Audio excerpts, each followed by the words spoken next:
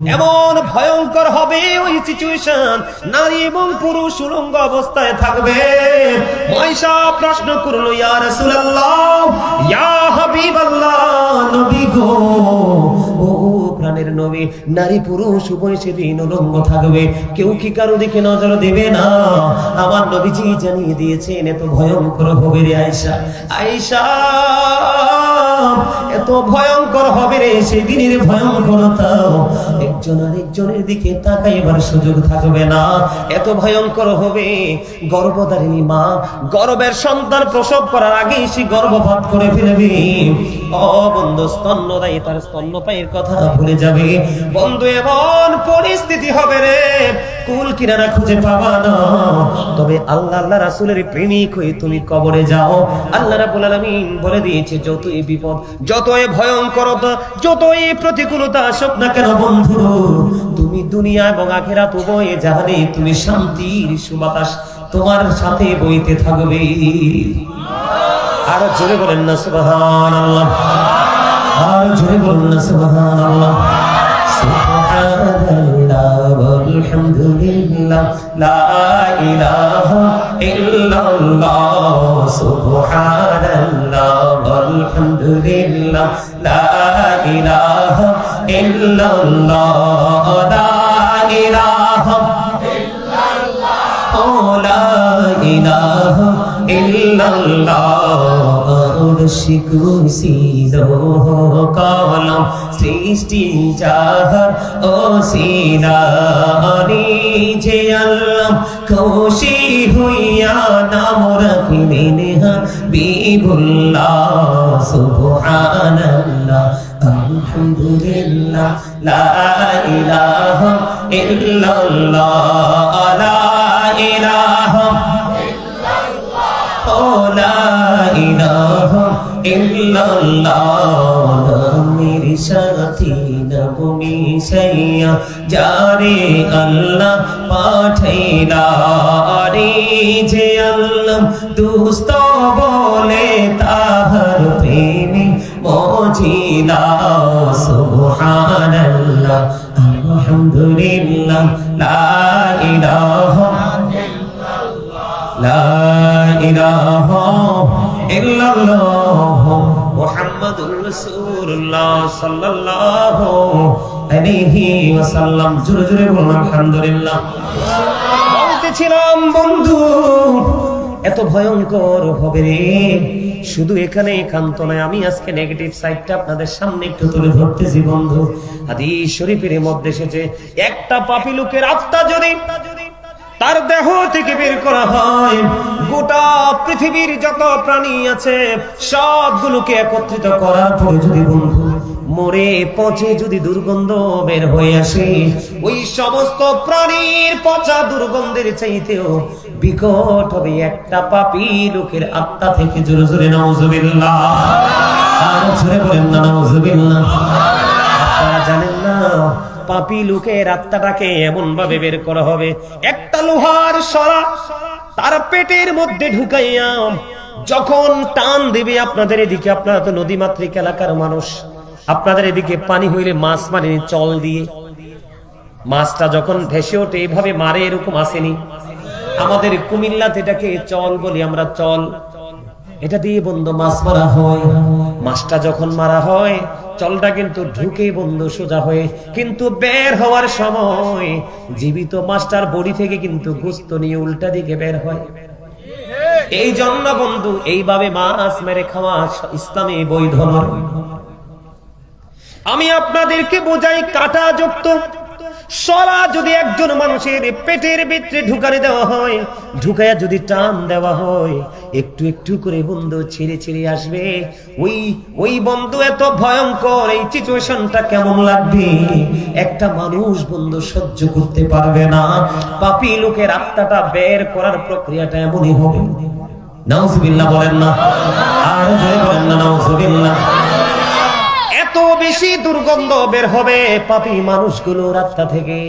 এই ফেরেশতারা যখন এই পৃথিবীর বুকে আসবে ওই পাপী লোকের জানটা কবজ করার জন্য, তখন আল্লাহ রাব্বুল আলামিনের পক্ষ থেকে কুদরতি চট নিয়ে আসবে। চট বুঝেননি? চট সালার চট, বেতের চট আছে না নাই?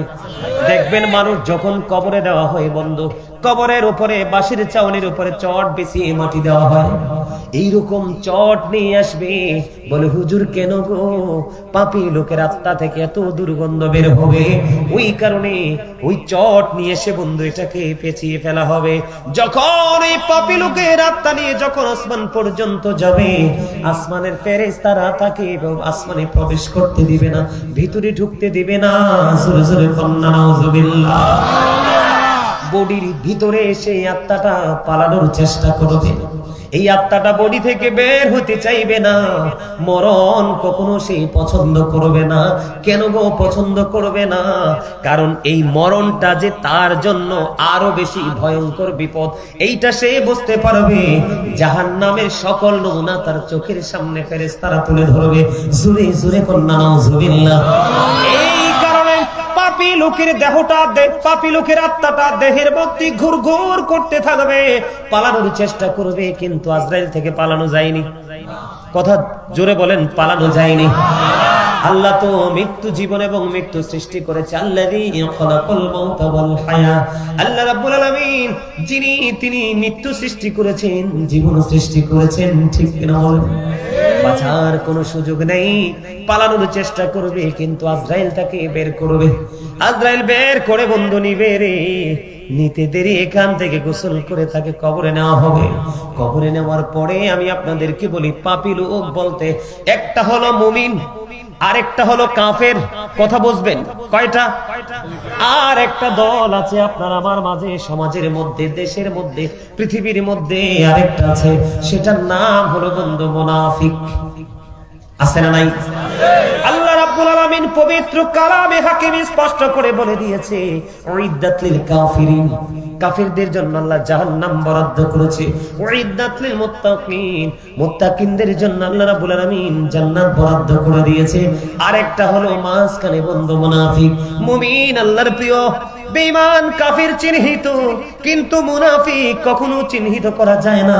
আপনার কাছেও এক, আমার কাছেও এক, সবার কাছেই এক। ঠিক কিনা বলেন? বন্ধুরে আমার, সবচেয়ে বড় হলো মুনাফিক। আল্লাহ রাব্বুল আলামিন বলেছেন, ইন্নাল মুনাফিকিনা ফিদ দারকিল আসফালি মিনান নার। আল্লাহ রাব্বুল আলামিন বলেছেন, the hypocrites will be in the lowest place of hell। মুনাফিকরা জাহান্নামের একেবারে সর্বনিম্ন স্তরে থাকবে। হযরত আলী রাদিয়াল্লাহু তাআলা আনহু থেকে হাদিস কানা বর্ণিত, আমার নবী, আপনার নবী, দু জাহানের বাদশা নবী, তিনি জানিয়ে দিয়েছেন বন্ধু দুইটা দিক। রাসূল জানিয়ে দিয়েছে, মুনাফিকরা নবীকে ভালোবাসবে না, আর ঈমানদাররা নবীকে ভালোবাসবে। জোরে জোরে বলেন না সুবহানাল্লাহ। দেহ থেকে আত্মা যখন বের হয়ে যাবে, অচিন পাখি, এই পাখি যখন এই দেহ থেকে বের হয়ে যাবে, আপনার আমার ঠিকানা 3.5 হাত মাটির ঘর। হতে পারে বাঁশবাগান, হতে পারে পুকুর পাড়, হতে পারে নদীর কিনারা, হতে পারে বিশাল কোন উঁচু পাহাড়ের চূড়া। আপনার আমার স্থায়ী ঠিকানা হলো বন্ধু কবর। আমি বারবার আপনাদেরকে বলতে চেয়েছি বন্ধু, মন দিয়ে কথাগুলো শুনবেন। ও বন্ধু, আপনারা তো জানেন না পিছনের অবস্থাটা কি, কত ভয়ঙ্কর, কত ভয়ঙ্কর হবে আপনার আমার ভবিষ্যৎ, আপনার আমার ফিউচার। বন্ধু, কবরে যখন দেখা হবে, কবরে রাখার পরে আর ফিরে আসা যাবে না। বন্ধু, কবরে যাওয়ার পরে আল্লাহ রাব্বুল আলামিন বলেছেন, বান্দা প্রস্তুতি নিয়ে আসো। আল্লাহ রাব্বুল আলামিন বলেছেন, ইন্না বাতুশা রাব্বিকা লাশাদীদ। আল্লাহ বলেছেন, আল্লাহ বান্দাগুলোকে শক্ত করে ধরবে। ইন্নাল্লাহা সারিউল হিসাব। বান্দাকে শক্ত করে ধরার পরে বান্দার কাছ থেকে চুকি চুকি আল্লাহ রাব্বুল আলামিন হিসাব নেবে। আল্লাহ রাব্বুল আলামিন জানিয়ে দিয়েছে, বন্ধু, এই পৃথিবীর বুকে যখন তোমার বিপদে পড়ো, তোমার জন্য সাহায্যকারী চলে আসে, বিভিন্ন ভাবে প্রক্রিয়া করে বিপদ থেকে মুক্তি পাওয়া যায়। যদি ভবিষ্যৎ তোমার অন্ধকার হয়ে যায়, ফিউচার যদি অন্ধকার হয়ে যায়, ওখানে বাঁচার কোনো রাস্তা নাই রে বন্ধু। আল্লাহ রাব্বুল আলামিন জানিয়ে দিয়েছেন লা ইয়ামুতু, people will not die that day, সেদিন মানুষ মরতে পারবে না। আল্লাহ রাব্বুল আলামিন বলেছেন ফিহা ওয়া লা ইয়াহইয়া, people will not be able to live that day, সেদিন মানুষ বাঁচতেও পারবে না। আল্লাহ রাব্বুল আলামিন বলে দিয়েছেন ওমা human গায়বিন, people will not be able to escape that day, সেদিন মানুষ সেখান থেকে পালাইতেও পারবে না। এই জন্য আমি আজকে আপনাদেরকে বলি দুহার দক্ষিণ ইকরাশি কবরস্থান কমিটির উদ্যোগে আজকের এই জান্নাতের বাগান, এই দক্ষিণ ইকরাশির আমার ভাই, আমার বাবা, আমার মা বোনদেরকে বলবো হৃদয় খুলে শোনো। এই যে বলেছি আল্লাহ বান্দাকে ধরবে খুবই শক্তভাবে, হিসাব নিবে বন্ধু খুবই শক্তভাবে। যদি তুমি বিপদে পড়ে যাও, হিসাব যদি সঠিকভাবে দিতে না পারো, কবরে যদি তুমি প্রশ্নের জবাব সঠিকভাবে দিতে না পারো, তাহলে তোমার চারপাশে শুধু বিপদের বিপদ, কোথাও গেলে তুমি হিসান খুঁজে পাবা না। কারণ কবর হলো ফিউচারের প্রথম স্টেপ। কারণ উসমান রাদিয়াল্লাহু তাআলা আনহু কবর যখন দেখতো বন্ধু এত বেশি কান্না করত, মনে হতো যেন ওনার চোখ দুইটা যেন ঝর্ণা হয়ে গেছে রে, এত বেশি কান্না করতেন হযরত উসমান জিন্নুরাইন রাদিয়াল্লাহু তাআলা আনহু। যদিও তিনি রাসূলের দুইটা কন্যাকে বিবাহ করেছিলেন, দুইটা নূরের অধিকারী, তিনি বন্ধু অনেক বেশি ক্রন্দন করতেন। তার কারণ হলো বন্ধু ওই কবর হলো মানুষের প্রথম, ওই পারের জীবনের প্রথম ধাপ। ওইখানে যদি মানুষ বিপদে পড়ে যায়, ওখান থেকে বের হয়ে আসার কোনো সুযোগ নাই। প্রত্যেকটা ধাপে ধাপে শুধু বিপদ তার জন্য আসন্ন।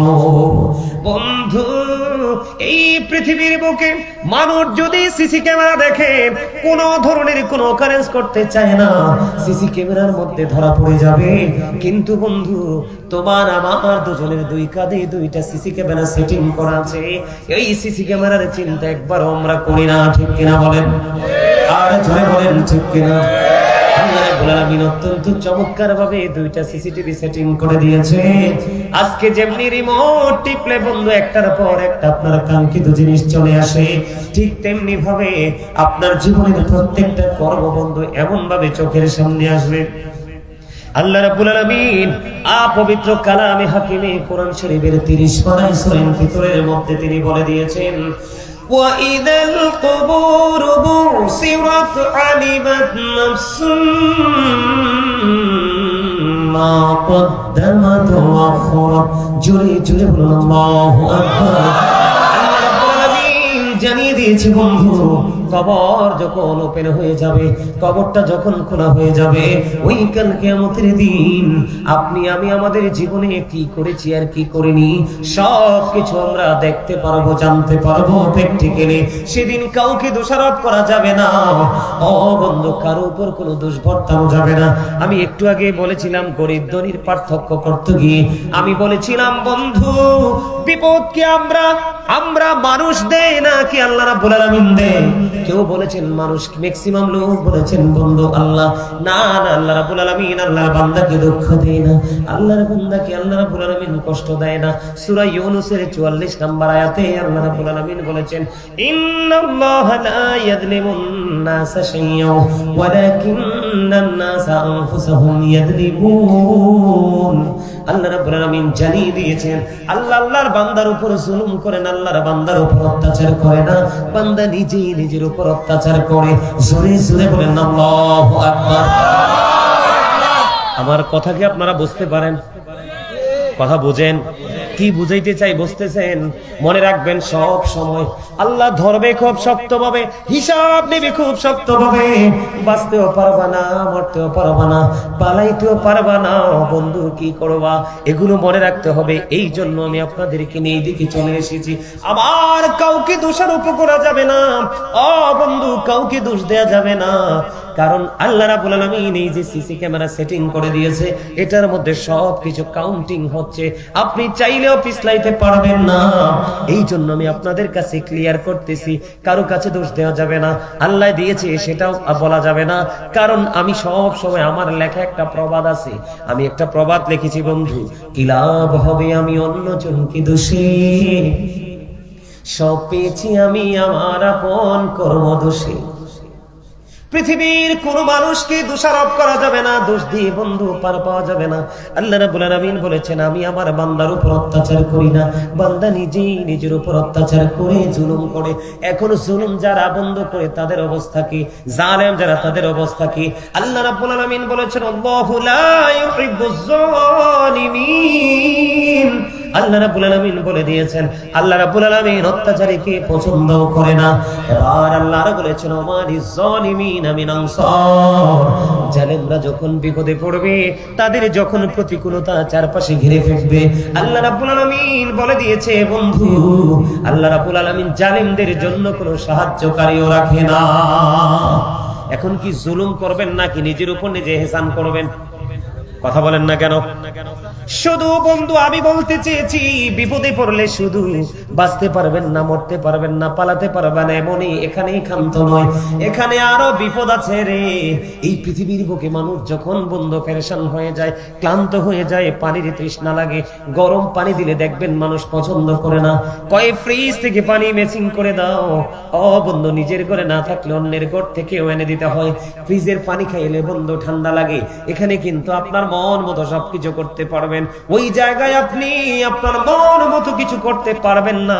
হাদিস শরীফের মধ্যে এসেছে বন্ধু, জাহান্নামী যারা পাপী, যারা বিপদে পড়ে যাবে, আল্লাহ যাদেরকে অ্যারেস্ট করে ফেলবে, তাদের এমন অবস্থা হবে, পানির তৃষ্ণা লাগতে দেরি, ও বন্ধু পানি চাইতে দেরি, তখন আল্লাহ রাব্বুল আলামিন সঙ্গে সঙ্গে ওই ব্যক্তিকে তপ্ত গরম পানি তার মাথা দিয়ে ঢেলে দেওয়া হবে।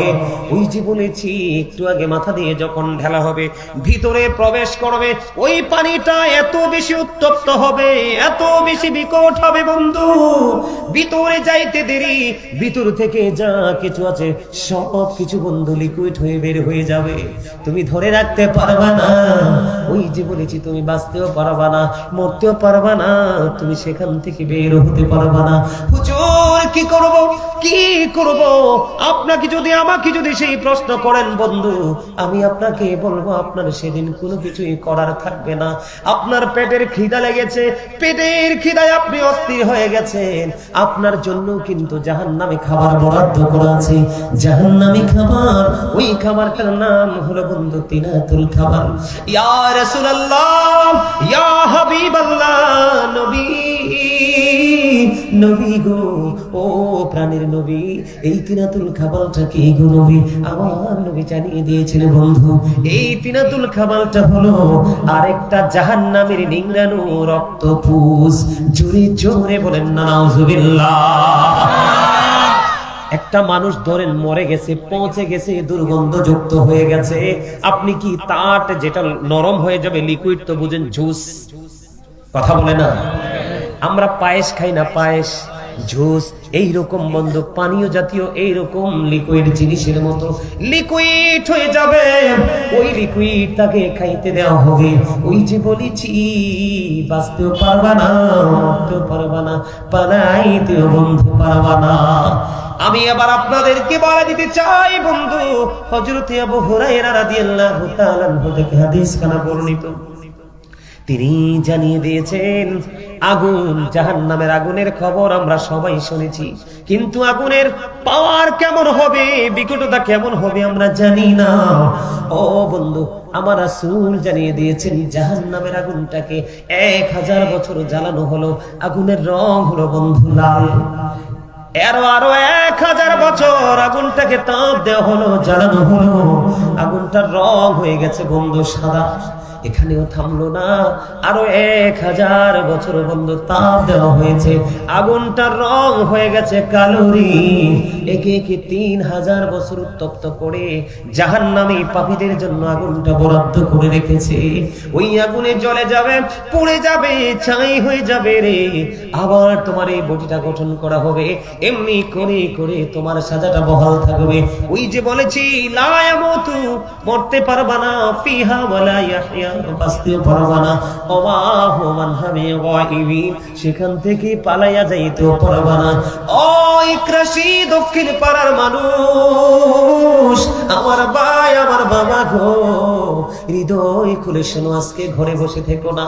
এই মাহফিল আগামী বছর আবার এমন একটা দিনে হয়তো বা হবে, এর মাঝখানে কে জানি রে চলে যেতে হয়, কার কাছে জানি আজরাইল চলে আসে, কে জানি পৃথিবীর ইতি টানতে হয় রে বন্ধু। এই জন্য বলেছি বন্ধু, এখানেই শুধু ক্ষান্ত নয় রে, পাপীদের ভয়ঙ্করতার কোনো শেষ নাই। ও বন্ধু, 30,000 বছরের রাস্তা হবে, ফুলচিরাতের ফুল চুলের চাইতে চিকন হবে, হীরা চাইতে বন্ধু ধার হবে। উপরের দিক থেকে আগুন, নিচের দিকে জ্বলন্ত, নিচের দিক থেকে আগুন, উপরের দিকে বন্ধু উদিত। এর নিচেই তোমার জন্য জাহান্নাম বন্ধ বরাদ্দ। যে কিয়ামতের একদিন আগে যে ব্যক্তি মারা যাবে রে, তার জন্য কম পক্ষে হাসরের ময়দান 50,000 বছরের রাস্তা হয়ে যাবে বন্ধু। ইদ্রিস নবীর নাম শুনছেন না? তিনি সব সময় বন্ধু রোজা রাখতেন, প্রতিদিন তিনি রোজা রাখতেন। ইফতার গুলো জান্নাত থেকে আসতো, ইফতার করার পরে যখন অবশিষ্ট থাকতো এগুলো আবার বন্ধু রিটার্ন চলে যাইতো জান্নাতে। আরো জোরে কন্যা সুবহানাল্লাহ, আরে আরো জোরে সুবহানাল্লাহ। এত বেশি পাওয়ারফুল জিনিস যেটা আমি আপনাদেরকে বলে বুঝাতে পারবো না, আমি না পৃথিবীর কোন আলেম বুঝাইতে পারবে না, এটা এত ওজনের জিনিস। আপনারা এখানে কেন আসছে? আল্লাহকে পাওয়ার জন্য না? আল্লাহকে পাইতে হলে কিন্তু আপনাকে একটা রাস্তা অবলম্বন করতে হবে। কি একটা রাস্তা? সেই রাস্তাটা হলো হক্কানি আলেমরা, হক্কানি আল্লাহর ওলিরা যেই পথে হাঁটে সেই পথ। কোন পথ? ইহদিনাস সিরাতাল মুস্তাকিম। আছে না নাই সূরা ফাতিহায়? আরেকটা মজার খবর বলবো, আপনার জীবনে বেশি আমল করতে পারেন নাই, কিন্তু অন্তরে মায়া মোহাব্বত প্রেম নিয়ে গেছেন। মানুষের অনেক প্রতিকূলতা থাকে না, এখন দিন যত যাচ্ছে মানুষের প্রতিকূলতা ততই বেশি বাড়ছে, তাই তো? আমি আপনাদেরকে বলি, জীবনে যদি কোনোদিন হক্কানি কোনো আলেমকে ভালোবাসতে পারেন, কি করতে পারেন? জীবনে আপনার তার সাথে কোনোদিন দেখা হয় নাই, আল্লাহর হাবিব বলেছে জীবনে কোনোদিন তার সাথে তোমার দেখা হয় নাই, কিন্তু তার সাথেই তুমি থাকবা। ওমা, এটা আমি বানিয়ে বলি নাই তো, কনফিউশন করা যাবে না। কনফিউশন থাকলে বুঝবো যে ইমানে গলদ আছে। আল্লাহ রাব্বুল আলামিন বলেছেন, join with my dear people, come to my paradise. Allah বলেছেন, join with my dear people, আমার প্রিয় লোকেদের সাথে যুক্ত হও, কাম টু মাই প্যারাডাইস, আমার জান্নাতে চলে আসো। সেই প্রিয় লোক হলো কারা? ইন্নামা ইয়াখশাল্লাহা মিন ইবাদিহিল উলামা। সেই প্রিয় লোক হলো হক্কানি আলেম এবং হক্কানি আল্লাহর ওলিরা। কারণ পৃথিবীর বুকে যত মানুষ আছে সত্যিকারের আল্লাহকে যদি কেউ ভয় করে, তারা হলো হক্কানি আলেম এবং হক্কানি আল্লাহর বন্ধু ওলিরা। এই জন্য আল্লাহ রাব্বুল আলামিন সাধারণ মানুষ যারা, আমজনতা যারা, তাদেরকে বলেছেন, join with my dear people, আমার প্রিয় লোকেদের সাথে যুক্ত হও, কাম টু মাই প্যারাডাইস, আমার জান্নাতে চলে আসো। জোরে জোরে বলেন না সুবহানাল্লাহ। ফাদখুলি ফি ইবাদি ওয়াদখুলি জান্নাতি। আসেনি? শুনছেন নি আয়াত? তাহলে অস্বীকার করার সুযোগ আছে? তাহলে আলেমদের কি ভালোবাসলে লাভ না লস? আলেমদের মজলিসে বসলে লাভ না লস? লাভ না? আরো বেশি লাভ হলো ওই যে বললাম, আরো বেশি লাভ হলো ওই যে সুবহানাল্লাহ বলা। কি বলা? বেশি বেশি বলবেন। আমি কি সারা রাত থাকবো? আমি কিছুক্ষণ পরেই তো চলে যাব। এই আশা এবং যাওয়া মাঝখানের সময়টা যেন আপনার আমার জন্য কাল হাসরের ময়দানে নাজাতের জরিয়া হয়ে যায়। জোরে বলেন আমিন, সুম্মা আমিন। বন্ধুরে আমার, গভীর খেয়াল করবেন, আমি একটা একটা করে পয়েন্ট ছোট্ট ছোট্ট করে আপনাদের সামনে তুলে ধরছি। পাপী মানুষ মৃত্যুর সময় তার বিপদ, কবরে যাওয়ার পরে বন্ধু তার বিপদ, ওই ভবিষ্যৎ পর্যন্ত তার বিপদ। আবার অসুবিধা হয়? আমি তো আগেই বলছি,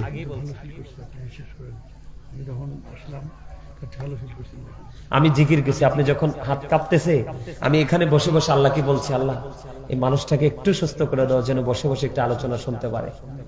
আমি এখানে বসে বসে আল্লাহর কাছে, দেখছেন না উনি যখন মাইকটা হাতে নিছে, আমার ওনাকে দেখে অনেক করুণা হয়েছে, অনেক মায়া হয়েছে, যে একটা মানে দেখতেও নাকি কি অসুস্থ মনে হয়।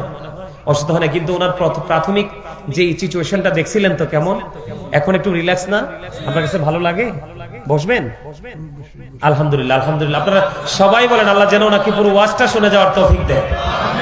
আমি জিকির করছি আর মন থেকে আল্লাহর কাছে একটু ছোট্ট একখানা দরখাস্ত লিখে দিয়েছি, মালিক এত দূর থেকে আসছি, ভালোবেসে এসছি কাছে, একটু আলোচনা শুনতে সুযোগ দাও। আমি কিন্তু মানে অপেক্ষা করছিলাম যে উনি কি বলে। উনি কিন্তু ওনার নিজের যে অনুভূতিটা প্রকাশ করে ফেলেছে। সুবহানাল্লাহ বলেন। আরে জোরে ওমাকারু ওমাকারাল্লাহু আল্লাহু খায়রুল মাকিরিন। শ্রেষ্ঠ কৌশলের মালিক কে? আল্লাহ যখন বলে কুন ফায়াকুন, সঙ্গে সঙ্গে হয়ে যায়। সুবহানাল্লাহ বলেন। আর জোরে, আর জোরে, আর মহব্বতে। মেঘনার যমুনার তীরে কত ঢেউ চলে যায়, আসে না তো ফিরে। বলেন পদ্মা মেঘনা যমুনার তীরে কত ঢেউ চলে যায়, আসে না তো ফিরে। আমিও চলে যাব এমনি করে, আসবো না কবু ফিরে। বলেন পদ্মা মেঘনা যমুনার তীরে কত ঢেউ চলে যায়, আসে না তো ফিরে। আপনারা তো পদ্মা নদীর তীরেই তো আছেন, বেশি দূরে না তো। আসে না, যেটা চলে যায় সেটা কি আর আসে? ঠিক আপনার আমার জীবনের পানির ঢেউয়ের মতো, একবার চলে গেলে আর ফিরে আসবো? যা বাজার করার ওই ঢেউ আসার আগেই করে ফেলতে হবে। আসলে পরে আপনার সেই বাজার করার কোনো সুযোগ আছে? যখন তোমার কেউ ছিল না তখন ছিলাম আমি, এখন তোমার সব হয়েছে, পর হয়েছি আমি। যখন তোমার কেউ রবে না, রব শুধু আমি। আমার কাছে আসতে হবে মনে রেখো তুমি। তোরা চাসনি কিছু, তোরা চাসনি কিছু কারো কাছে খোদার মদদ ছাড়া। অন্যের উপর ভরসা ছেড়ে নিজের পায়ে দাঁড়া। বুঝেন নাই কিছু? বুঝেন নাই? আপনি চলে যাওয়ার পর আপনার জন্য কেউ হাদিয়া পাঠাবে না, উপঢৌকন পাঠাবে না, আপনার কবর জিয়ারত করবে না, আপনার জন্য দোয়ার আয়োজন করবে না।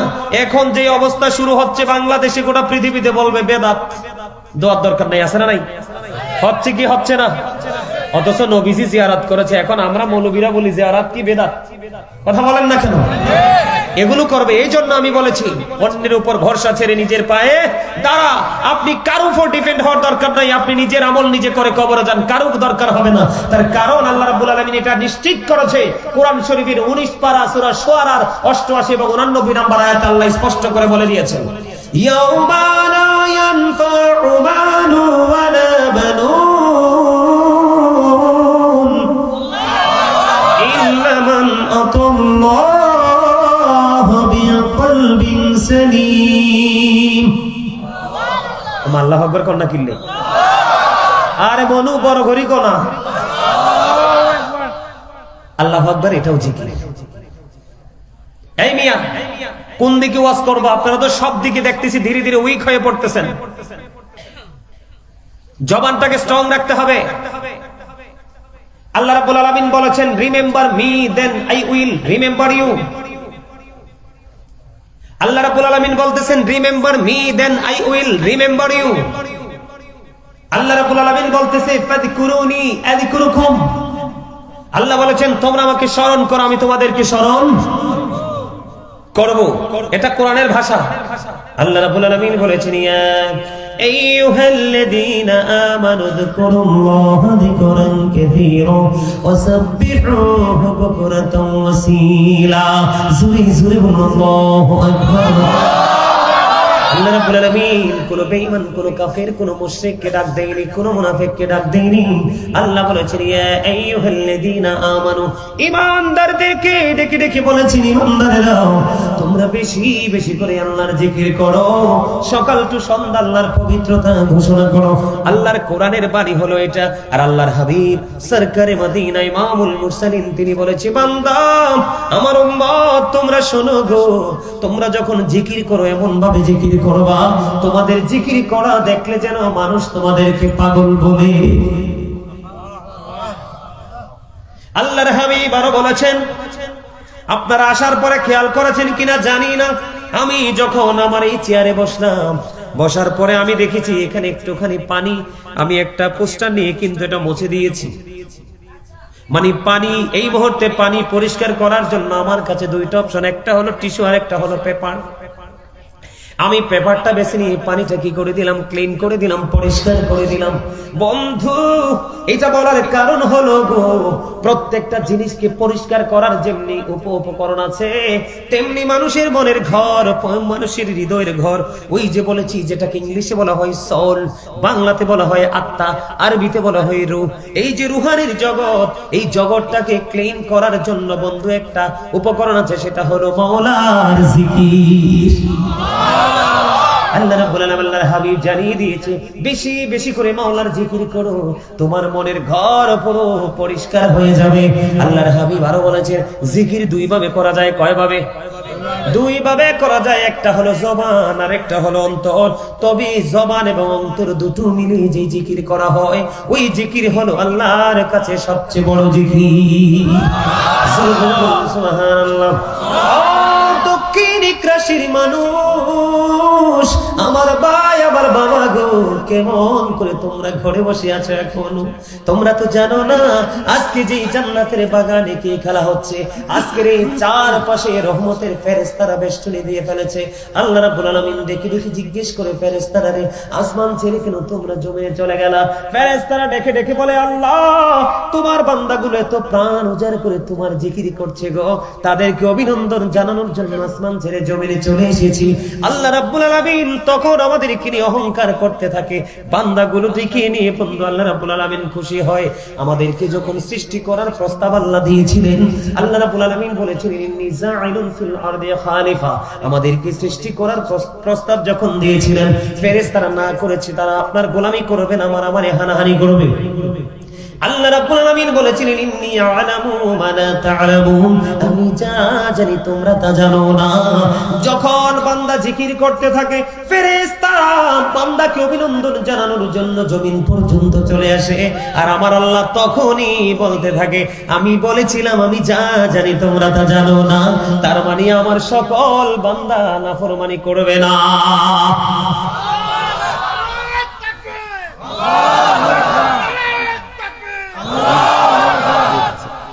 আলহামদুলিল্লাহ বলেন, আরো জোরে, আর একটু মহব্বতে। বান্দা, আল্লাহ রাব্বুল আলামিন বান্দাকে কেমন করে ভালোবাসে আমি আপনাদেরকে বলে দিই বন্ধু। হযরত আবু হুরায়রা রাদিয়াল্লাহু তাআলা আনহু থেকে হাদিস খানা বর্ণিত, আমার নবী, আপনার নবী, দু জাহানের বাদশা নবী, তিনি জানিয়ে দিয়েছেন, এই যে আপনারা আজকে জলসার মধ্যে বসেছেন, এটা পৃথিবীর একটা নরমাল জলসা। আমাদের কুমিল্লাতে যদি বন্ধু আমি মিলাদের আয়োজন করি, এর চেয়ে বেশি মানুষ হবে, চাইতে অনেক বেশি মানুষ হবে। মানুষ জায়গা দেওয়া যায় না, দাঁড়িয়ে পর্যন্ত থাকার মতো ব্যবস্থা থাকে না বন্ধু, এমন অবস্থা হয়। যাক, আমি মন খারাপ করছি না, যদি আপনারা যারা আছেন তারাই যদি মন দিয়ে শোনেন, এনাফ। আমি আপনাদেরকে বলি, আল্লাহর হাবিবকে আল্লাহ রাব্বুল আলামিন বলতেছে, হাবিব, আপনি আমার বান্দাগুলোকে জানিয়ে দেন, ও হাবিব, আপনি আমার বান্দাগুলোকে আপনি জানিয়ে দেন, কেউ যদি পৃথিবীর কোন জলসায় বসে বসে আমি আল্লাহর জিকির করে, আমি তার চাইতে উত্তম জলসায় আমি তার জিকির করি।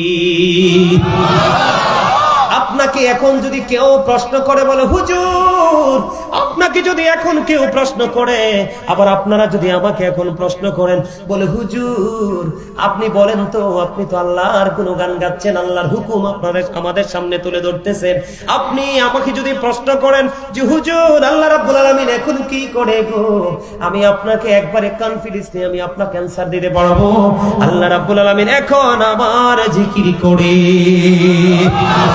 কারণ আল্লাহ নিজেই বন্ধু শর্ত দিয়ে দিয়েছে, তুমি যদি আমারে ডাকো আমি তোমারে ডাকবো। এবার শর্তটা তেমন অনেক লম্বা বন্ধু, হাদিসটা খুবই মজার, আপনারা শোনেন। এই হাদিস শোনার পরে আমি ওনাকে সভাপতিকে আজকে বিদায় দিব, উনি অসুস্থ মানুষ বন্ধু আমার, দিকে আপনারা একটু গভীর খেয়াল করে শুনুন। আপনি যখন এই জলসার মধ্যে বসে বসে জিকির করবেন, আল্লাহ রাব্বুল আলামিন বলতেছে, তার চাইতে উত্তম জলসায় আল্লাহ আল্লাহর বান্দার জিকির করে। কেউ যদি আল্লাহর জিকির একা একা করে রে, আল্লাহ রাব্বুল আলামিন তার জিকির বন্ধু একা একা করে, কেউ যদি আল্লাহর জিকির করার জন্য, হাদিস শরীফের মধ্যে এসেছে, কেউ যদি আল্লাহর জিকির করার জন্য 1 বিঘা পরিমাণ সামনের দিকে এগিয়ে যায়, আল্লাহর বান্দার দিকে 1 গজ পরিমাণ এগিয়ে আসে। জোরে জোরে বলুন সুবহানাল্লাহ। আর কেউ যদি আল্লাহ রাব্বুল আলামিনের দিকে 1 হাত পরিমাণ যায় রে, আল্লাহ রাব্বুল আলামিন দেখি বলে, হাবিবি গো, আপনি জানিয়ে দেন আমার বান্দা যদি আমার দিকে 1 হাত পরিমাণ এগিয়ে আসে, আমি আমার বান্দার দিকে 2 হাত পরিমাণ এগিয়ে আসি।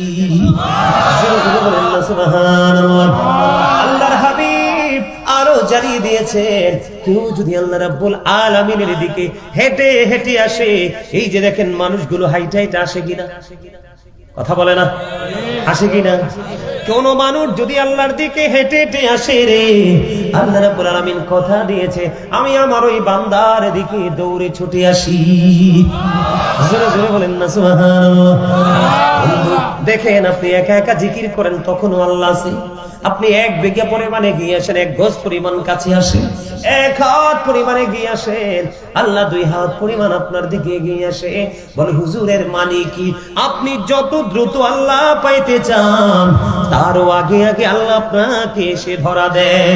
বলে হুজুর এক্সাম্পল দেন গো, সারা গ্রামের মানুষ বন্ধু দোয়া করলে কবুল হয় না, কিন্তু এমন একজন আল্লাহওয়ালা বুজুর্গ আছে রে, ওনার কাছে যাইতে দেরি, দোয়া কবুল হইতে দেরি হয় না, কারণ ওনার কাছাকাছি আছেন মালিক, ওনার কলিজার মধ্যে আছেন মালিক, ওনার হৃদয় আছে স্রষ্টা। উনি দুনিয়ার সব কিছুকে রেখেছে দূরে, আর মালিককে রেখেছে খুবই কাছে। যে বলেন না সুবহানাল্লাহ। এখন আমি আপনাদেরকে বলি বন্ধু, বলে হুজুর জিকির হলো আরবি শব্দ, ইংলিশে এটাকে বলা হয় রিমেম্বার, বাংলাতে এটাকে বলা হয় স্মরণ। বন্ধুরে আমার, সুবহানাল্লাহ বল আল্লাহর জিকির, আলহামদুলিল্লাহ বল আল্লাহর জিকির, আল্লাহু আকবার বল আল্লাহর জিকির, লা ইলাহা ইল্লাল্লাহ বল আল্লাহর জিকির। কাউকে ভালো কাজের জন্য ডাকা, এটাও মাওলার জিকির। কাউকে মন্দ কাজ থেকে বিরত রাখার চেষ্টা করা, এটাও মাওলার জিকির। আপনি নামাজে দাঁড়িয়েছেন, ওটাও মাওলার জিকির। আপনি হজে গেছেন, সেটাও জিকির। হজ হলো জিকিরের জুলুস, কারণ এটা বিভিন্ন জায়গা পরিদর্শন করে সম্পূর্ণ করতে হয়, এই জন্য সেটা হলো জুলুস। আর নামাজ হলো মালিকের জিকিরের জলসা, যেটা বিভিন্ন জায়গায় দাঁড়িয়ে, একই জায়গায় দাঁড়িয়ে এবং বসে সম্পূর্ণ করা হয়। এবার বন্ধু, সব জিকির সম্পর্কে আমি আপনাকে বলে দিলাম, কিন্তু একটা জিকির খুব স্পেসিফিক ভাবে বলতে চাই, সেই জিকির হলো নামাজ। এই নামাজ এত শক্ত একটা জিকির বন্ধু, প্রেয়ার ইজ দ্য কি টু প্যারাডাইস। এই জিকিরটা হলো জান্নাতের চাবি। সুবহানাল্লাহ বলেন না। এই নামাজটা কি জান্নাতের চাবি মুমিনের জন্য। এখন কি একটু শীত পড়ে কিনা বন্ধুরে আমার দিকে তাকান। আমার নবীজি শীতের দিনে বের হওয়ার পরে চাইয়া দেখে গাছের পাতাগুলো ঝরে ঝরে পড়ছে। এবার আমার নবী গাছের ডাল 2টা ধরলেন, ধরার পরে ডাক দিলেন, রে আবু জর। আবু জর উত্তর দিলেন, লাব্বাইকা ইয়া রাসূলুল্লাহ, আমি হাজির। আমার নবীজি একটা ডাক দিয়ে বললেন, রে আবু জর, তুমি গাছের দিকে তাকায় দেখো গো, শীতের কারণে শুষ্ক হয়ে গাছের পাতাগুলো কেমনি ঝরে ঝরে পড়ছে। এরে আবু জর, আমার উম্মতগুলো যখন, আল্লাহর প্রিয় বান্দাগুলো যখন নামাজের মাধ্যমে পবিত্র কদম, আমি মনে রেখে আপনাদেরকে বলি, আল্লাহ বডির মধ্যে সবচেয়ে সুন্দর করে বানাইছে মানুষের কপাল, কারণ এই কপালটা প্রতিদিন মালিকের কদমে ঠেকাবে। আমাদের দেখি দেখি বলে, রে আবু জর, তুমি চাইয়া দেখো ওই গাছের পাতাগুলো যেমনি শীতের কারণে শুষ্ক হয়ে ঝরে ঝরে পড়ে, আল্লাহর বান্দাগুলো একাগ্র চিত্তে আল্লাহকে ভালোবেসে আল্লাহর দিদারের আশায় মহাব্বত করে, যখন এই নামাজের মাধ্যমে আল্লাহর কুদরতি কদমে সেজদা লাগায়া দেয়, ওই শীতের দিনের গাছের পাতার মতো তার জীবনের গুনাহগুলো ঝরে পড়ে যায়। এই জায়গাটা নিয়ে একটু আলোচনা করেছি, আরো লম্বা আলোচনা করতে পারবো কিন্তু করবো না। এই জায়গাটা নিয়ে একটু আলোচনা করেছি আপনাদেরকে বোঝানোর জন্য যে জিকিরের মর্যাদা কত, পাওয়ার কত, আপনার জীবনের গুনাহ মাফ হয়ে যাবে, আপনার সবকিছু সহজ হয়ে যাবে শুধু জিকিরের কারণে। সুবহানাল্লাহ বলেন। আমি আপনাদেরকে মৃত্যু এবং মানে নেগেটিভ সাইডটা নিয়ে একটু কথা বলতে চাইছিলাম। কোন সাইড? নেগেটিভ সাইড মানে পাপী মানুষ, তার কবর, তার মরণ, তার সব পরিস্থিতি। তবে পাপী মানুষের মৃত্যুটা আপনি একটু অনুধাবন করতে পারবেন যে আমি নবী রাসূলদের জীবনী থেকে, আল্লাহর বুজুর্গ লোকের জীবনী থেকে আমি কিছু তথ্য আপনাদের সামনে আজকে তুলে ধরবো। শুনবেন? শুনতে সবাই রাজি? আলহামদুলিল্লাহ বলেন। কিন্তু জবান কি বন্ধ রাখবেন? দুরূদ পড়ার সময় বন্ধ রাখবেন না পড়বেন? বেশি না কম? বন্ধুরে আমার, আর একটু বলে দেই আপনাদেরকে, না হলে মজা পাবেন না, বুঝবেন না। এখন কিন্তু আমাদের মধ্যে অনেকে আছে নবী বিদ্বেষী হয়ে উঠেছে, কথা কয় না, নবীর সম্মানে আঘাত করে কথা বলে। জীবনে যাই করেন বা না করেন, পৃথিবীর মানুষ যে যাই বলো, আপনি কখনোই আপনার নবীকে কি করবেন না, ছোট করে কথা বলবেন না। কেউ ছোট করলে সেটাকে অবন্ধ সাপোর্ট করবেন না। নবীকে অন্তর দ্বারা, জবানের দ্বারা, সাপোর্টের দ্বারা কোনোভাবে নবী এবং নবীর পরিবার আহলে বাইতকে বন্ধু ছোট করা, এটা হলো কুফরি। যে যখন কেউ ছোট করে তখন সে আর ঈমানদার থাকে না। জনৈক ব্যক্তি এসে প্রশ্ন করলেন, ইয়া রাসূলুল্লাহ, ইয়া হাবিবাল্লাহ, নবী গো, কিয়ামত কখন হবে? আমার নবী যখন, ওই যে জনৈক ব্যক্তি যখন প্রশ্ন করলো, নবীজি বললেন, একাধিক হাদিস গ্রন্থে বন্ধু এই হাদিসটা এসেছে। নবীজিকে যখন প্রশ্ন করলেন, নবীজি উত্তর দিলেন, তুমি কিয়ামতের দিনের জন্য কি প্রস্তুতি নিয়েছো? ইয়া রাসূলুল্লাহ, ইয়া হাবিবাল্লাহ, আমি কিয়ামতের দিনের জন্য কোনো প্রস্তুতি নিতে পারিনি, তবে আল্লাহ এবং আল্লাহর হাবিবকে আমি প্রাণের চেয়ে বেশি ভালোবাসি গো। আমার নবীজি বললেন, তুমি যাকে ভালোবাসো তার সাথেই তুমি থাকবা। তাহলে নবীরে ভালোবাসলে লাভ না লস? নবীরে ভালোবাসলে সব কাছে পাওয়া যায়। সবচেয়ে বড় নিয়ামত হলো আমার মালিক, যাকে বলা হয় there is no god but Allah, লা ইলাহা ইল্লাল্লাহ। ওই মাবুদ পর্যন্ত আপনার আমার আপন হয়ে যায়। নবীজি বলে দিয়েছেন, পৃথিবীর বুকে যে যত বেশি আমি নবীকে ভালোবেসে দরুদ পড়তে পারবে, সে কাল হাসরের দিন আমি নবীর তত বেশি কাছে থাকবে। আরো জোরে বলেন না সুবহানাল্লাহ। নবী যে আপনাকে আমাকে সুপারিশ করতে পারবে, নবীজির পাওয়ার আছে, সেটা আপনারা বিশ্বাস করেননি। বিশ্বাস যদি না করেন, আমি আপনাদেরকে কোরআন থেকে দলিল দেই। আল্লাহ রাব্বুল আলামিন বলেছেন, ওয়া মিনাল লাইলি ফাতাহাজ্জাত বিহি নাফিলাতাল লাকা আসা আইয়াবআসাকা রাব্বুকা মাকামান মাহমুদা। আল্লাহু আকবার বলেন। আল্লাহর হাবিবের জন্য তাহাজ্জুদের নামাজটাকে খাস করে দিয়েছেন। আরো বলেছেন, অচিরে আপনাকে মাকামে মাহমুদ তথা প্রশংসার জায়গায় আপনাকে কি করানো হবে? সমাসীন করা হবে। আল্লাহর প্রশংসা করবে, হামদ পড়বে বন্ধু, আল্লাহর কাছে আল্লাহর হাবিব আমাদের জন্য সুপারিশ করবে। সবকিছু আল্লাহ রাব্বুল আলামিন আমাদের পক্ষ হয়ে কবুল করে নিবে। সুবহানাল্লাহ। আর জোরে বলেন না সুবহানাল্লাহ। আপনি আমার কথা বুঝেন। আমাদের দেশের যে যুগে যুগে যে প্রধানমন্ত্রীগুলো এসেছে, তারা একজন, তাদের পিএস বলেন বা তাদের অনুকরণীয় কোনো মানুষ বলেন, তাদেরকে বাছাই করে করে তারা তাদের এক একজনকে এক একটা জায়গায় বসায়। প্রধানমন্ত্রী তার কথাগুলো শুনবো বলে, কথা কয় না? বিষয়টা এরকম না? আল্লাহ রাব্বুল আলামিন 1,24,000 নবী রাসূল পাঠিয়েছেন। এর মধ্যে আপনার আমার নবীকে বলেছেন ইমামুল মুরসালিন, তার মানে নবীদেরও নবী। আমরা কি প্রাউড ফিল করব না? আমি সব বুকে হাত দিয়ে বলি, I am very successful person. কেন? শুধু আখিরি নবীর উম্মত হতে পেরেছে এই জন্য। সুবহানাল্লাহ বলেন না কেন? কারণ আমার দিকে তাকান, Allah of the first pillar is the lord of world, রব্বুল আলামিন। মুহাম্মদুর রাসূলুল্লাহ সাল্লাল্লাহু আলাইহি সাল্লাম is the blessing for the world, রাহমাতাল লিল। চমৎকার না? স্রষ্টা হলেন রব্বুল আলামিন, আর স্রষ্টা যে সৃষ্টি আল্লাহর প্রিয় হাবিবকে বানিয়েছেন রাহমাতাল লিল, এটা কি আমাদের জন্য নিয়ামত কিনা? আরে আরো মজার কত খবর আছে জানেন? আমেরিকার গবেষক মাইকেল এইচ হার্ট তিনি বক্তব্য দিয়েছেন। 100 জন প্রভাবশালীর তালিকা তিনি করেছেন। তিনি বলেছেন the 100 A ranking of the most influential person in the history. তিনি 100 জন প্রভাবশালীর তালিকা করে ইনফ্লুয়েন্সিয়াল দ্বারা আপনার আমার নবীকে সবচেয়ে প্রভাবশালী হিসেবে আখ্যায়িত করেছেন।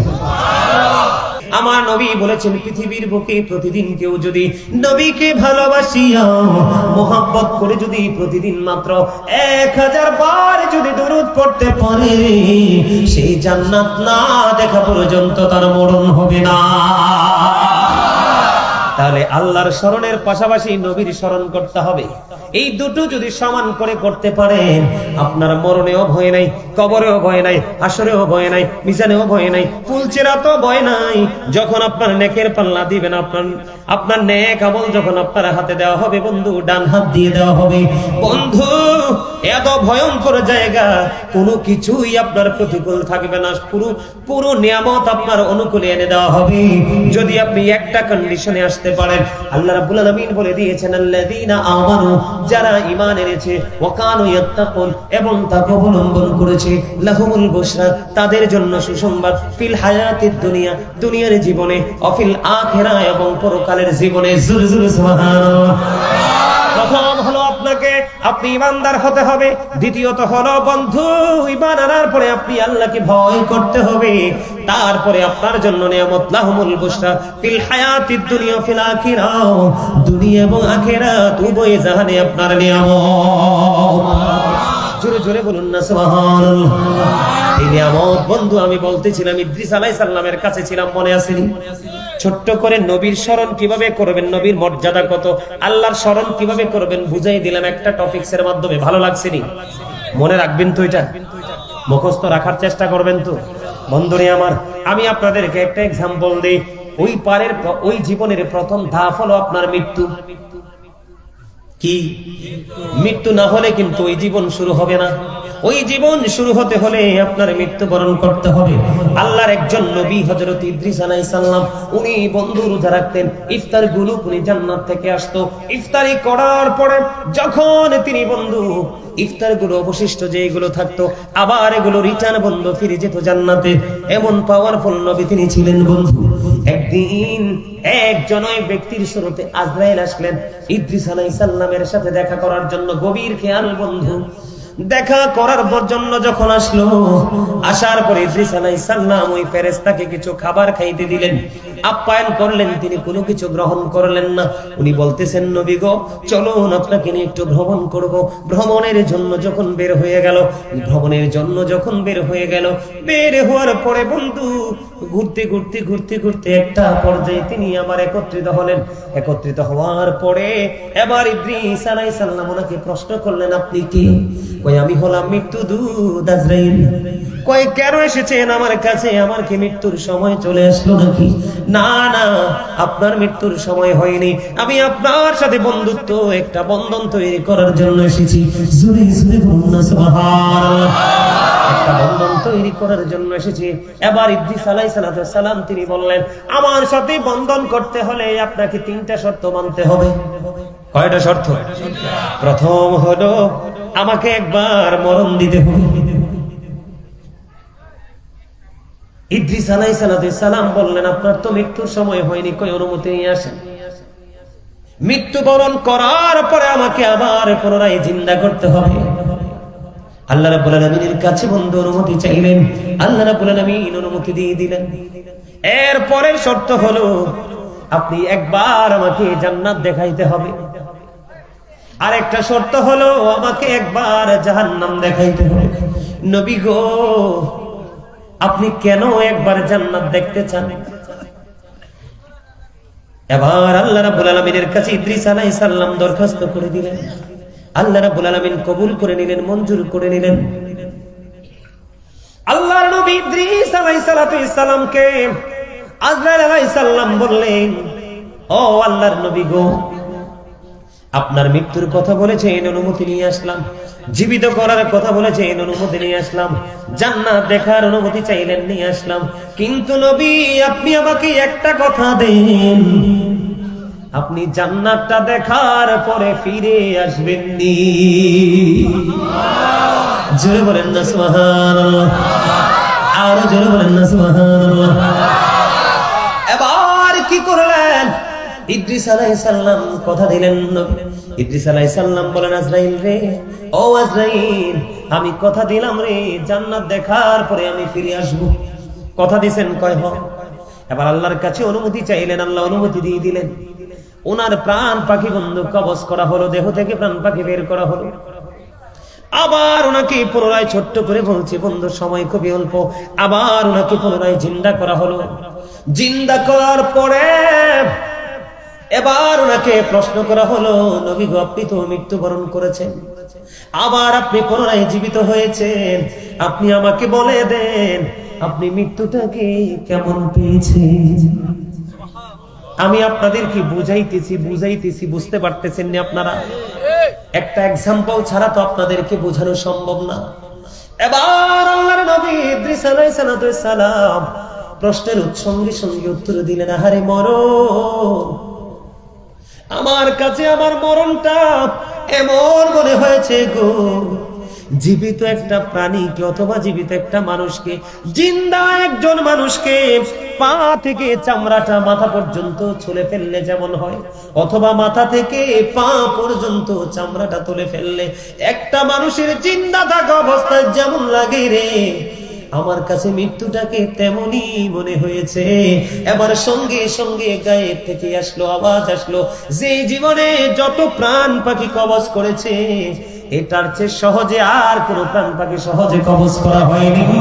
এবার আজরাইল উত্তর দিয়েছে, নবী গো আমি এই পর্যন্ত যত প্রাণীর জান কবজ করেছি এত আরামে এত এহসানে আর করিনি। আল্লাহু আকবার। আমি আপনাদেরকে এক্সাম্পল দিয়েছি বন্ধু বোঝার জন্য। নবী আল্লাহর নবী, তাদের প্রাণ হরণ করা, তাদের জান কবজ করাতে একটা স্পেশাল নিয়ম তো আছে, ঠিক কিনা বলেন? এটার মধ্যেও যদি এমন বক্তব্য দেয় তাহলে বন্ধু শেষটা কেমন হতে পারে, ভয়ঙ্করটা কেমন হতে পারে? আদবের সাথে সফট যে এটা যদি এমন হয় তাহলে কঠোরতাটা কেমন হতে পারে? মুসা কালিমুল্লাহ যখন পৃথিবী ছেড়ে চলে গেলেন বন্ধু, ওনাকে প্রশ্ন করা হলো আপনি আপনার মরণটাকে কেমন পাইছেন? তিনি উত্তর দিয়ে দিলেন, আমি আমার মরণটাকে এমন মনে করেছি, আমার কাছে আমার মৃত্যুটাকে এমন মনে হয়েছে গো, আমার কাছে মনে হয়েছে জীবিত একটা চড়ুই পাখিকে উত্তপ্ত তেলের কড়াইয়ের মধ্যে ছেড়ে দিলে ওই চড়ুই পাখিটার যেমন অবস্থা হয়, আমি মুসার কাছে মরণটা ঠিক তেমনই মনে হয়েছে। জোরে জোরে বলুন আল্লাহু আকবার। আল্লাহ রাব্বুল আলামিন 8 জন নবীকে স্বর্গীয় উপাধি দিয়েছেন। কয়জন নবী? 8 জন নবীকে স্বর্গীয় উপাধি দিয়েছেন। একজন হলো আপনার আমার প্রাণের নবী ও বন্ধু, আরেকজন হলো আদম সফিউল্লাহ, নূহ নাজিউল্লাহ, ইব্রাহিম খলিলুল্লাহ, ইসমাঈল জবিউল্লাহ, দাউদ খলিফাতুল্লাহ, মূসা কালিমুল্লাহ, ঈসা রূহুল্লাহ, মূসা কালিমুল্লাহ। আল্লাহর সাথে মূসা কালিমুল্লাহ কথা বলেছেন। মূসা স্পোক টু আল্লাহ। জোরে জোরে বলেন না সুবহানাল্লাহ। বন্ধুরে আমার, উনি যদি বলে ওনার মরণটা এমন হয়েছে তাহলে পাপী মানুষের মরণ কেমন হতে পারে রে? আপনার আমার প্রাণের নবীর শ্রেষ্ঠ মুবারক বুক মুবারকের উপরে যখন আজরাইল হাত রাখলো, আজরাইল রাখার পরে আমার নবী প্রশ্ন করলো, রে আজরাইল তুমি আমার বুকের উপরে কি রেখেছো? নবী গো আমার একটা অংশ রেখেছি। আমার নবীজি একটা ডাক দিয়ে বললেন, আজরাইল আমার কাছে মনে হয় ও আজরাইল আসমান জমিন যদি আমার বুকের উপর তুলে দেওয়া হতো রে, আমি নবীর কাছে এত কষ্ট করে মনে হতো না। তোমার একটা অংশ আমার উপরে রেখেছো, আমি এতটাই কষ্ট ভোগ করতেছি, অনুভব করতেছি। বন্ধু আমার নবী একটা ডাক দিয়ে বললেন, আজরাইল রে আমার উম্মত এত কষ্ট সহ্য করতে পারবে না, আমার উম্মত গুলো দুর্বল সইতে পারবে না, আমাকে আবার উম্মতের যন্ত্রণা পর্যন্ত তুমি দিয়ে দাও। জোরে জোরে বলেন না সুবহানাল্লাহ। বন্ধুরে আমার, ঈসা নবী এমন একজন নবী ছিলেন বন্ধু, ওনার হাতের ইশারায় আশার আঘাতে মরা মানুষ জিন্দা হয়ে যাইত। এটা আপনারা শুনছেননি কখনো? একবার ঈসা নবীর ওনার একটা মুজিজা ছিল। বন্ধু একদিন উনি এবং ওনার সঙ্গীরা অনুমতি নিয়ে একটা বকরি খেয়েছিলেন। ওনার সঙ্গীদেরকে সহ বলেছিলেন, তোমরা বকরিটা খাওয়ার পর একটা কাজ করবা, কাজটা হলো তোমরা চামড়াগুলো হাড়গুলো একত্রিত করে রাখবা। বকরি জবাই হলো, গোশত মানুষ খেয়ে ফেললো, এক জায়গার মধ্যে রাখা হলো। ঈসা নবীর হাতে একটা বরকতময় আশা ছিল, আশাটা দিয়ে টাচ করতে দেরি ওই বকরি আবার পুনরায় জিন্দা হয়ে পালে যাইতে দেরি করে না। সুবহানাল্লাহ বলেন না।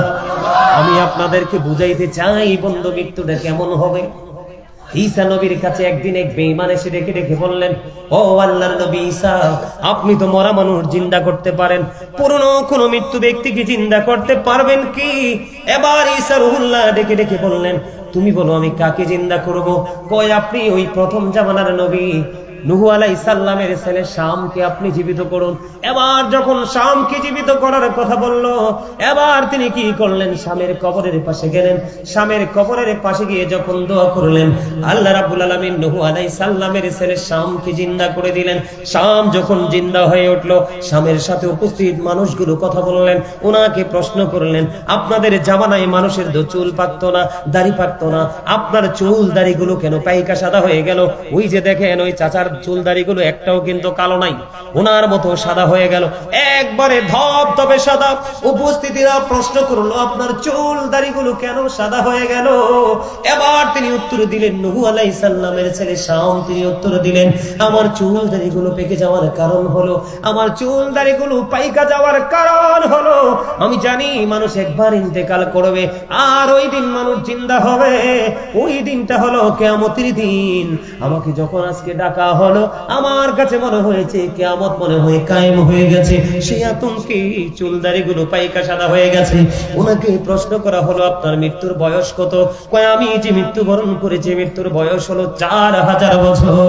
তিনি নূহ আলাইহিস সালামের ছেলে শাম একটা ডাক দিয়ে বলল, আমার মৃত্যুবরণ করেছি, মরণ হয়েছে 4000 বছর হয়েছে, এখনো পর্যন্ত আমি মৃত্যুর যন্ত্রণা বলতে পারি নাই। বন্ধু কেমন করে বাঁচবা? বাঁচার তো কোনো উপায় নাই, পৃথিবীর কোনো জায়গা নাই যে তুমি মৃত্যু থেকে পলায়ন করতে পারবা।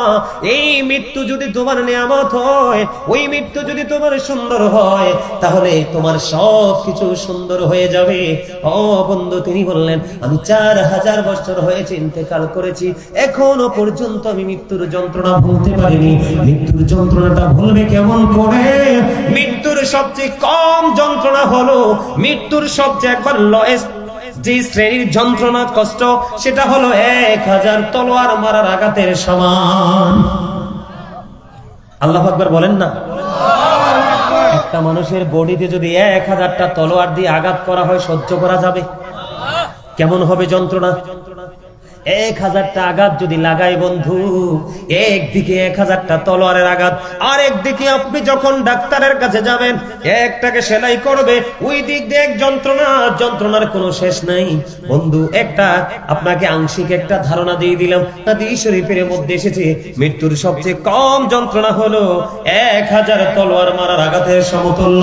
আওয়াজ করে বলুন আল্লাহু আকবার। এই যন্ত্রণা থেকে, মৃত্যুর যন্ত্রণা থেকে বাঁচতে চান কি চান না? কবরের আযাব থেকে বাঁচতে চান কি চান না? ওই হাসরে নিয়ামত চান কি চান না? নবীজির দিদার চান কি চান না? আর জোরে বলেন। সবাই চান।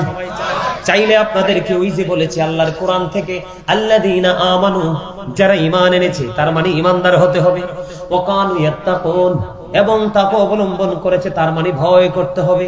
লাহুমুল বুশরা, তাদের জন্য সুসংবাদ, ফিল হায়াতিদ দুনিয়া ফিল আখিরা। আল্লাহ রাব্বুল আলামিন বলেছেন, ঈমান আনার পরে, ঈমানদার হওয়ার পরে যদি অন্তরে ভয় রেখে জীবন যদি তুমি পরিচালনা করতে পারো, তোমার জন্য গুড নিউজ হলো দুনিয়াতে এবং আখিরাতে। তার মানে কবর যেমনটি হোক বন্ধু, আমি কি পজিটিভ দিক নিয়ে একটু আলোচনা করব নি? কথা বলেন, করব? জান্নাতের মধ্যে বন্ধু মিনিমাম 100টি স্তর আছে। কয়টি? মিনিমাম 100টি স্তর আছে। আপনার কত জায়গার প্রয়োজন, আপনার কত সোনার প্রয়োজন, আপনার কত অর্থের প্রয়োজন, আপনি যদি জান্নাতি হন, আপনার যে ঘরটা সেটা পুরোটাই হবে সোনার তৈরি। আপনার কত স্বর্ণের প্রয়োজন, আপনার কত বিশ্রামের প্রয়োজন। জান্নাতের একটা বৃক্ষ এত বিকট হবে, এত বড় হবে রে, পৃথিবীর সবচেয়ে দ্রুতগামী যেই ঘোড়াটা, যে হর্স মানে রান ফাস্ট, ঠিক কিনা বলেন? ঘোড়া কি দৌড়াইতে পারে কিনা বলেন? ফাস্ট না স্লো? বন্ধুরে আমার, যেই ঘোড়াটা অত্যন্ত দ্রুত গতিতে দৌড়াতে পারে গোটা পৃথিবীর, এই রকম একটা ঘোড়া যদি জান্নাতের একটা গাছের ছায়ার নিচে 100 বছর দৌড়ায়, তারপরেও জান্নাতের ওই গাছের ছায়া ঘুরে শেষ করতে পারবে না। বন্ধু, এই যে পৃথিবী, জান্নাতের একটা চাবুক রাখার যে জায়গাটা, ওই জায়গাটা দিয়ে যদি পৃথিবীটাকে বিনিময় করেন লাভ হবে না। একটা চাবুক পরিমাণ রাখার জায়গা, ওই জায়গাটা সমস্ত পৃথিবীর চাইতে আরো উত্তম। 100টা স্তর আছে জান্নাতের মধ্যে বন্ধু, একটা স্তর থেকে আর একটা স্তরের দূরত্ব মিনিমাম 100 বছরের রাস্তা। জোরে কন্যা সুবহানাল্লাহ, আর জোরে বলেন সুবহানাল্লাহ। বন্ধুরে আমার, জান্নাতে যে যাবে, জান্নাতি যে হবে, তাদের সিমটম হবে বড় ব্যতিক্রম। আমি আপনাদেরকে বলি, এই যে আমি একটু আগে আপনাদেরকে জিকিরের কথা বললাম না, এই এই তুমি সামনে আসো, এখানে আসো, তুমি হ্যাঁ আসো, এখানে আসো, আচ্ছা বড় এই চাচা আপনি একটু ফ্রি হয়ে বসেন। তার যে মনের কত কথা দুইটা, আমার মনে হয় আজকে আমার ওয়াজ শেষ হবে, দুজনের মনের কথা শেষ হবে না, এই জন্য একটু আলাদা করে দিলাম। ঠিক আছে না? ঠিক আছে বন্ধু, আমার দিকে তাকান। আমি কি বলতে চাই আপনাদেরকে, এই যে আমরা জিকির করতেছি জবানে না, শুনতেছি কি, হাঁটছি কি দিয়া, আসে নাই, দেখছেন কি দিয়া, ঠিক কিনা? এখন বাঁচতে হলে তো নিঃশ্বাস নিতে হবে, নিঃশ্বাস নিয়েছেন কি দিয়া? নাক দিয়ে, আসে না নাই? আমি আপনাদেরকে মজা বুঝাচ্ছি জিনিসটার গুরুত্ব বোঝানোর জন্য। বন্ধু, মুমিন যারা, মুমিনের জান যখন কবজ করার জন্য মৃত্যুদূত আসবে, মুখের দিক দিয়ে যখন ট্রাই করবে, মুখ ডেকে ডেকে বলবে, এরে আজরাইল 24 ঘন্টা কন্টিনিউ দুনিয়ার কাজটা যেটুকু করার দরকার ছিল করে, অল টাইম এই জিকির দিয়ে জবানকে তাজা রেখেছি, এই দিক দিয়ে কষ্ট দিয়ে রুহ নিতে পারবা না। আজরাইল ব্যর্থ হয়ে যাবে, হাতের দিকে যখন যাবে হাত ও তার কর্মের কথা তুলে ধরবে, কানের কাছে যখন যাবে কান ও তার কর্মের কথা তুলে ধরবে, চোখের কাছে যখন যাবে চোখ তার কর্মের কথা তুলে ধরবে, পায়ের কাছে যখন যাবে পাও তার কর্মের কথা তুলে ধরবে। তার মানে আজরাইল কোন দিক দিয়ে, অঙ্গ প্রত্যঙ্গ দিয়ে যা প্রাণ পাখিটা বের করতে পারবে না। কান সাক্ষী দিবে, হাত সাক্ষী দিবে, জবান সাক্ষী দিবে, চোখ সাক্ষী দিবে, মুখ সাক্ষী দিবে। এমন অবস্থার মধ্যে যখন আজরাইল পড়বে, আল্লাহ রাব্বুল আলামিনকে একটা ডাক দিয়ে বলবে, মালিক তোমার বান্দার সমস্ত অঙ্গে প্রত্যঙ্গে শুধু জিকির, কোন দিক দিয়ে প্রাণ পাখি বের করতে পারতেছি না। আল্লাহ ডেকে ডেকে বলে, ওরে মৃত্যুদূত, তুমি আমার প্রিয় বান্দার জানটা এমন ভাবে কবজ করতে পারবা না। সুবহানাল্লাহ কয় না? আরে আরো জোরে কোন না, আরো জোরে।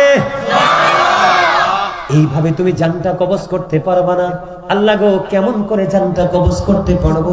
জানটা কবজ করবা তুমি জান্নাতে যাও, জান্নাতে একটা ফল আছে, সে ফল, ওই ফলটা যখন তার চোখের সামনে এসে ধরবা, মুখের সামনে এসে ধরবা, তার ভিতরে সুঘ্রাণটা প্রবেশ করবে, তুমি দেখতে পাবে তার ভিতর থেকে যেন পানি বাইর হচ্ছে, ওটার সাথে সাথে তার প্রাণ পাখিটা বের হয়ে যাবে।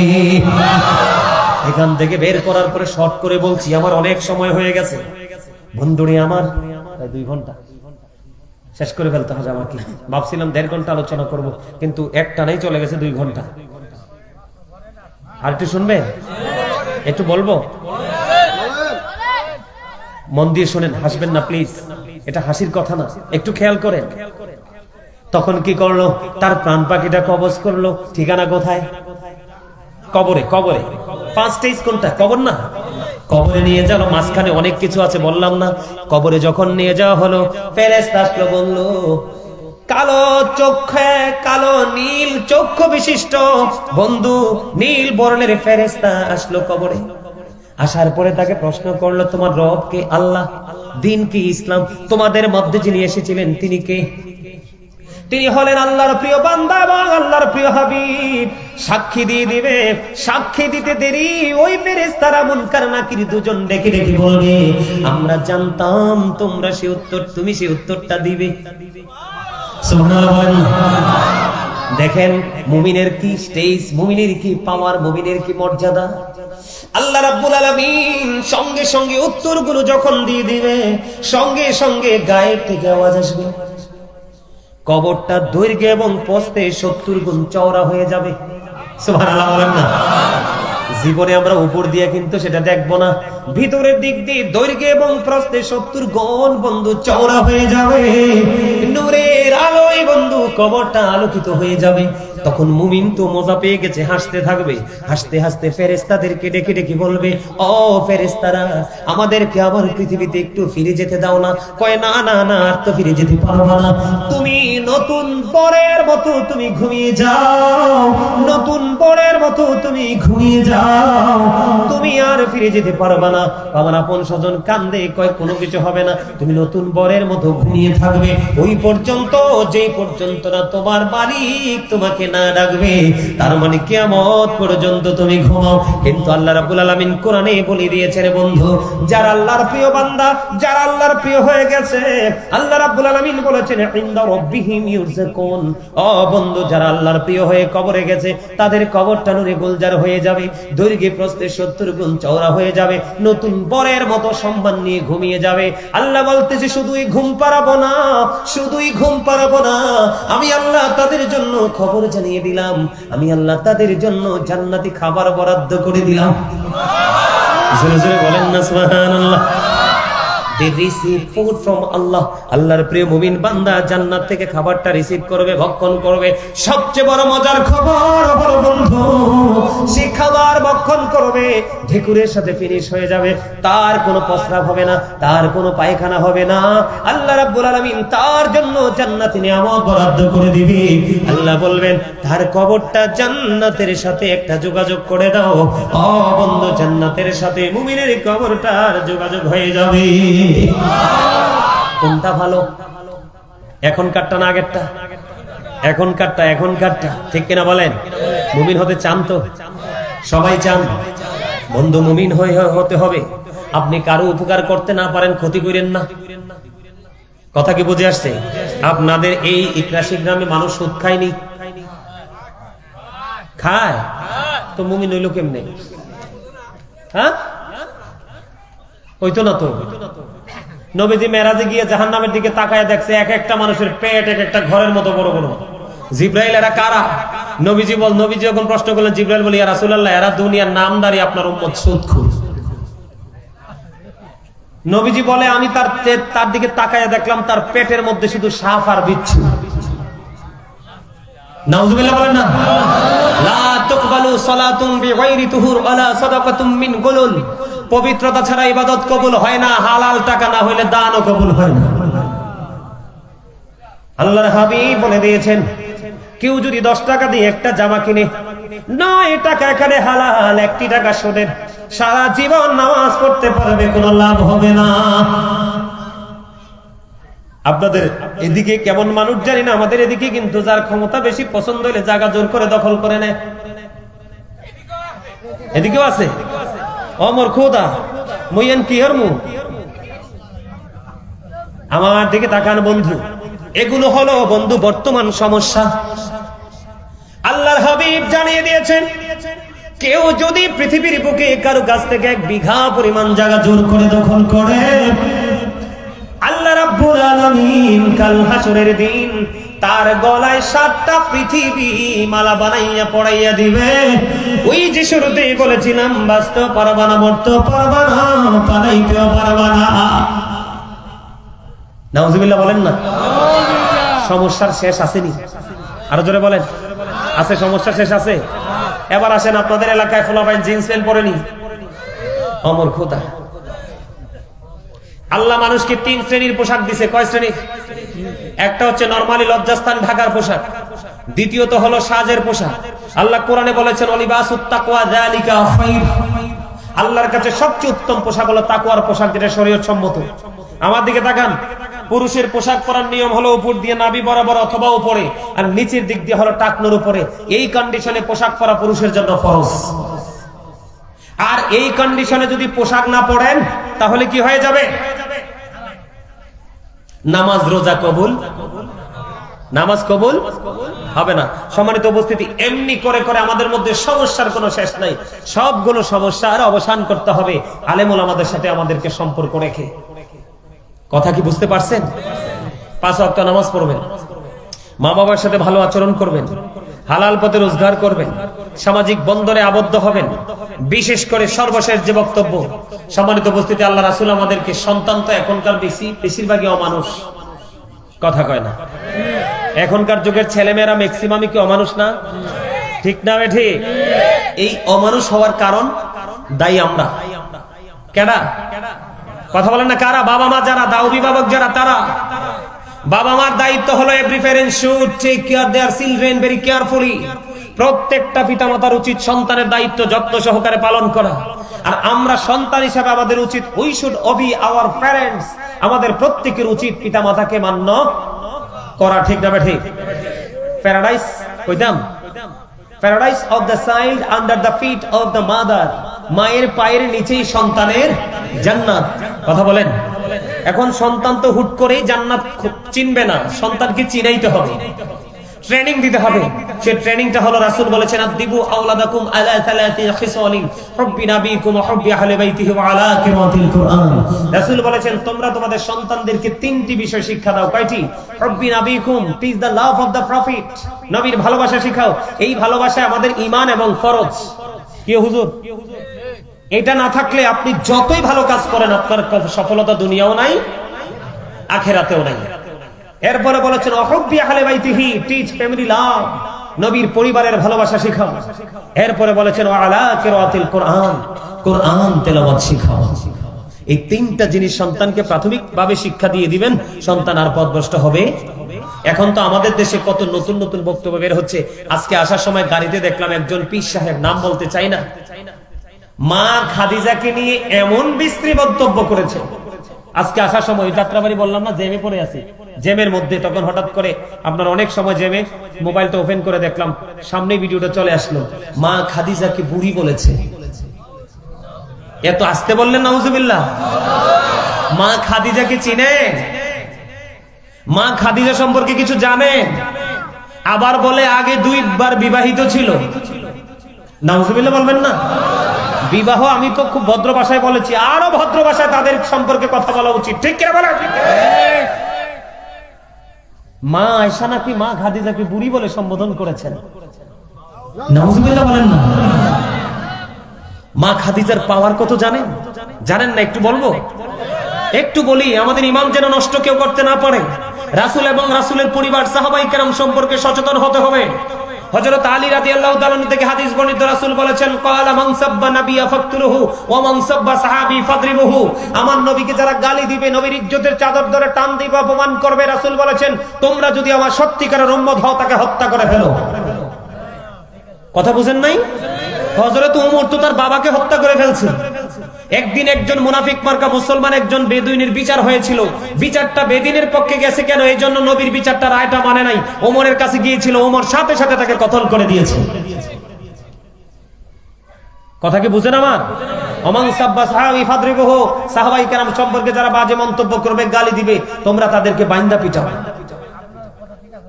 এটা হাদিস শরীফের কথা। আপনারা আমাকে ভালোবাসতে পারেন বা নাও বাসতে পারেন, এটা আপনাদের ব্যক্তিগত ইখতিয়ার। আমি আপনাদেরকে বলি বন্ধুরা আমার,